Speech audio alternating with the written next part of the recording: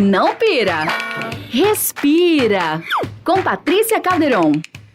Boa tarde, 4h26. Hoje está fazendo friozinho, teve vendaval durante a madrugada, como o nosso amigo Tiago comentou aqui. E o friozinho continua aqui no estúdio também, 20 graus. Hoje a gente vai falar sobre respiração profunda. É dia de Não Pira e Respira e a gente vai falar sobre Mindfulness. E a minha entrevistada é a doutora Camila Caione, ela que é especialista nessa técnica e bem-estar de alta performance. Doutora, boa tarde, obrigada pela sua participação aqui no Não Pira, viu? Muito obrigada, é um prazer estar aqui, Patrícia. Doutora, eu estava falando sobre essa técnica em Mindfulness e a gente sabe que essa técnica é da respiração profunda para a gente poder estar presente no aqui e agora, que ajuda muito a combater a ansiedade, depressão, mas eu queria que a doutora explicasse um pouquinho mais sobre a técnica. Isso, exatamente. Então, a meditação Mindfulness também é conhecida como técnica de atenção plena ou respiração consciente. E a gente faz, na verdade, uma técnica de respiração profunda, né? E essa é uma maneira de controlar a nossa mente. Mas o legal que eu estava lendo sobre essa técnica, que essa técnica da respiração consciente, a respiração profunda, para poder estar no aqui e agora, justamente porque a ansiedade é nada mais, nada menos do que aquela preocupação futura, né? Que a gente não tem controle. E o Mindfulness mostra justamente isso, né? Técnicas para a gente poder se concentrar no aqui e agora. Eu queria que a senhora aprofundasse um pouquinho mais. Isso, exatamente. Então, a ansiedade, na verdade, é um descontrole da nossa mente, né? Um estágio um pouco mais avançado de estágios de estresse, né? E de descontrole. Principalmente mental, mas que desencadeia também um descontrole físico. Então, na técnica de Mindfulness, a gente pratica justamente o treino dessa mente, para que ela permaneça no aqui e no agora. A gente faz isso de que maneira? Usando principalmente a técnica de respiração consciente. Então, a técnica de respiração consciente, ela serve como uma âncora que ajuda a gente a permanecer no aqui e no agora. Geralmente, a ansiedade, ela vem acompanhada de pensamentos descontrolados, por exemplo, né? Com a técnica de respiração consciente, a gente traz essa mente, vez tras vez, para o aqui e para o agora. Isso ajuda a gente a conter, de certa maneira, né, esse impulso que a gente percebe em estágios de ansiedade, principalmente ansiedade crônica, ou que persiste por muito tempo, para estar no aqui e no agora. Condicionar essa mente a ter controle, né, onde a gente assume o controle da nossa mente. Então, a gente exercita, eu gosto às vezes até de dizer que a mente é como se fosse um músculo, que a gente consegue treinar, exercitar ele, para ficar no aqui e no agora, depois de, às vezes, muitas semanas, anos de descontrole mental. O Mindfulness vai nessa base. Doutora, muita gente confunde com yoga, né? Prática de yoga. A gente pode falar que tem um pouquinho também dessa técnica de yoga junto com o Mindfulness? A gente pode dizer que o yoga também pode chegar a praticar a meditação Mindfulness. Mindfulness é um tipo de meditação, existe uma gama de meditações de diferentes tipos. O yoga traz, né, ou pratica alguns tipos, aí depende muito da vertente, da instrutora. Mas a meditação Mindfulness, ela é desvinculada do yoga e de qualquer religiosidade também. Bom, a gente está falando aqui pelo rádio, não vai dar para fazer nenhum exercício porque não tem como assistir, mas tem alguma coisa que a senhora possa explicar para quem está em casa que a partir de hoje possa fazer, utilizando essa técnica para poder trazer um pouquinho de bem-estar? Sem dúvidas. Então, geralmente, né, o que eu recomendo é que a pessoa se sente, de preferência se sente de maneira confortável, que ela possa fechar os olhos. Então, ela vai colocar o foco da mente, da atenção dela, justamente na respiração. Então, acompanhar o caminho que essa respiração vai fazer. Eu até crio, assim, como se fosse uma música que ajuda a gente bastante no exercício para memorizar e conectar com a respiração, né?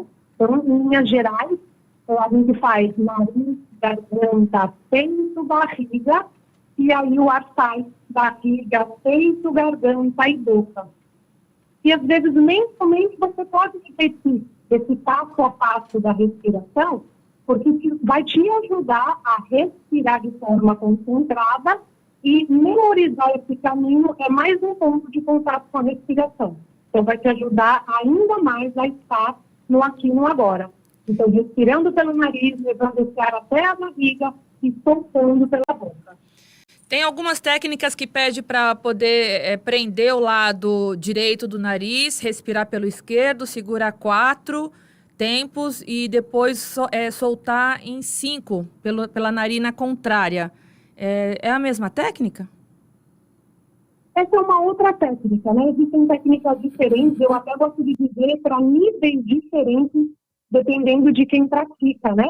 Você pega, por exemplo, uma pessoa que tem muita ansiedade, pode ser muito difícil, às vezes até impossível fazer isso, porque, na verdade, toda essa metodologia, né, tampar o nariz, contar, pode dificultar a concentração dela. E, às vezes, ela insiste nisso por muito tempo e pode se convencer de que não é capaz de praticar a respiração mindfulness. E isso não é verdade, porque todos nós somos capazes de praticar. Então, o controle da mente ao alcance de todos nós é uma técnica simples e que todos nós somos capazes. Legal, então a gente explicou que é uma técnica que pode também ser considerada uma técnica de yoga, né? Que é essa respiração mais profunda no aqui e agora, não tem nada a ver com religiosidade. Dá para você praticar dentro de casa, dentro do carro. No carro tem condição? Acho que não, né, doutora? Porque tá naquela questão da movimentação, não dá para parar para respirar no trânsito, não. A não ser que esteja parado no farol, né? No semáforo. Isso, exatamente. É importante, mesmo que a pessoa esteja dentro do carro, é importante que o carro esteja parado, né?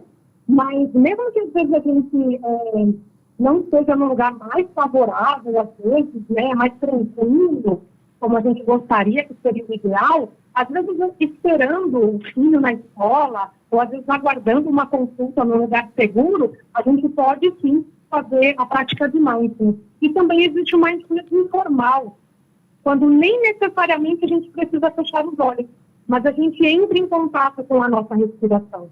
Também a gente pode associar outras técnicas, como o body scan, que é o escaneamento corporal, onde a gente tenta aumentar a nossa consciência corporal, vai tentando mentalmente passar por partes do nosso corpo para identificar, por exemplo, pontos de tensão, de dor, de relaxamento também.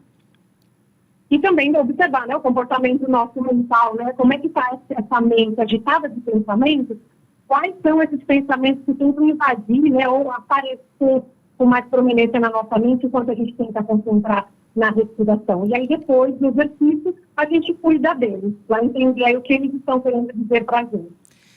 Para finalizar, doutora, eu imagino que esse oxigênio que sobe para o cérebro é importante para tentar desligar dos problemas futuros, da ansiedade, daquele momento, dar aquela respirada mais profunda para poder colocar as ideias aí no lugar, né? Tem a ver com esse oxigênio que sobe para o cérebro?